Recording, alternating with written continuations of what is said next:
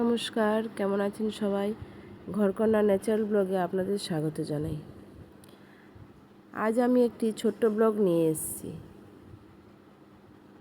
দেখুন, এখানে একটু পুজোর জন্য প্রস্তুতি নেওয়া হচ্ছে।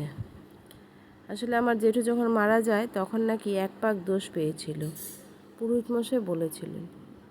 তো উনি বলছিলেন যে শ্রাদ্ধ কাজটা শেষ হওয়ার পরে 1 বছরের মধ্যে যে কোনো দিন একটা করে নিতে, ভালো দিন দেখে।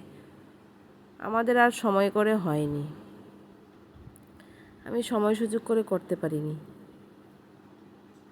এটা সেটা অসুবিধা থেকেই গেছিল, করা হয়নি। তাই আর জেঠুর বাৎসরিক শ্রাদ্ধের দিনই এই পুজোটা সকালবেলা করা হয়েছে। দেখুন, আমাদেরই এক পিসি শাশুড়ি করে দেওয়ার ও পুজোটা করে দিচ্ছে আমাদের। 3 দেবতার নাকি পুজো করতে হয়। কৃষ্ণের পুজো, শিবের পুজো, দুর্গার পুজো। কৃষ্ণ মানে আমি এখন আমার গোপালকে আর রাধাকৃষ্ণের বিদ্রোহ ছিল, ওদেরকে নিয়ে বসিয়েছি।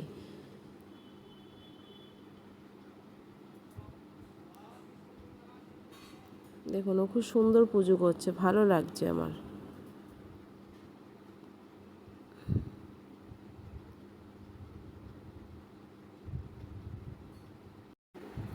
মন্ত্রগুলো বেশ স্পষ্ট করে বলছে, খুব জোরে জোরে বলছে, বেশ ভালো লাগছে।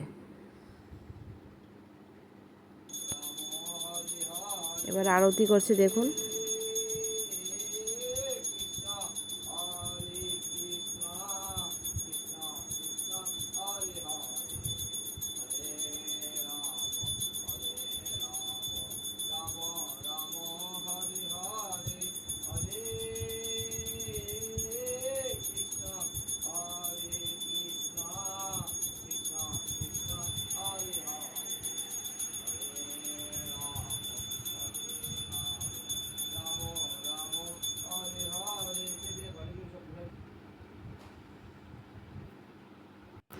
এবার কৃষ্ণের পুজো শেষ হয়ে শিবের পুজো শুরু করছে। ও নিজে নিজেই সব রেডি করেছে, আমরা সব কিনে কেটে এনে সামনে এগিয়ে দিয়েছি। নিজের মতো করে কিভাবে গুছিয়ে নিচ্ছে।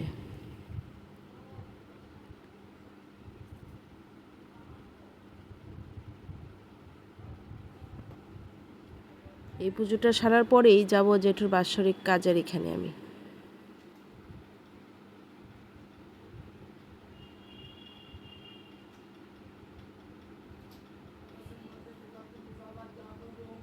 এই যে শিবের পুজোও শুরু হয়ে গেল।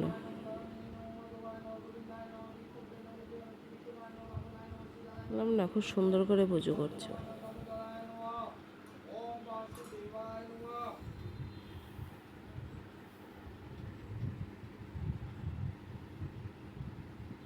বাড়িতে একটা পুজো করা খুবই ভালো লাগে, কিন্তু আমার না এই কিছুদিনের মধ্যে আর সময় করে হয়নি।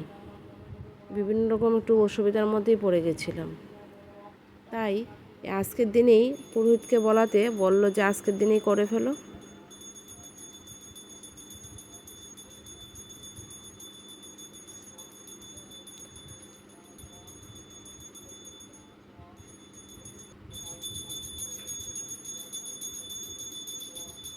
দেখুন, এখন আবার এই ঠাকুরের আরতি হচ্ছে।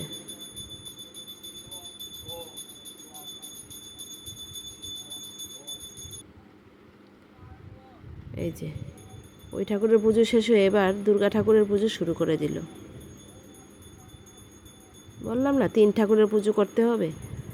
এক এক করে 2 ঠাকুর হয়ে গেল, এবার 3য় নম্বরে চলছে।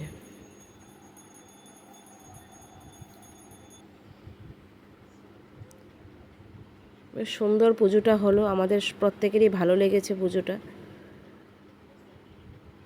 মনেও শান্তি, পুজোটা ভালো হয়েছে। আজ তাহলে এই পর্যন্তই। দেখা হবে আবার পরের নতুন কোনো ব্লগে। ভিডিওটি ভালো লাগলে আপনারা একটু লাইক, কমেন্ট, শেয়ার করে দেবেন। আর অবশ্যই সাবস্ক্রাইব করতে কিন্তু ভুলবেন না।